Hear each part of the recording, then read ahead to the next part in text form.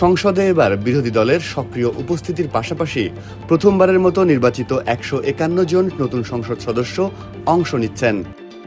তরুণ এমপিদের মধ্যে সবথেকে বেশি আলোচনায় রয়েছে 24-এর গণঅভ্যুত্থানের পর গঠিত দল জাতীয় নাগরিক পার্টির নাহিদ ইসলাম ও হাসনাত আব্দুল্লাহ। দুজনই এবার প্রথমবারের মতো সংসদে গিয়েছেন। নাহিদ ইসলাম ঢাকা 11 আসন থেকে নির্বাচিত হয়েছেন, অন্যদিকে হাসনাত আব্দুল্লাহ নির্বাচিত হয়েছেন কুমিল্লা 4 আসন থেকে। সংসদ কেমন হবে আশা করি? অংশগ্রহণমূলক এবং আগের মতো কোনো দামি পার্লামেন্ট হবে না, ফাংশনাল একটা পার্লামেন্ট আমরা প্রত্যাশা করি এবং জাতির সমস্যার সমাধান সম্ভাবনা এখান থেকে তৈরি হবে, বাকি প্রত্যেকটা সমস্যার সম্ভাবনাগুলো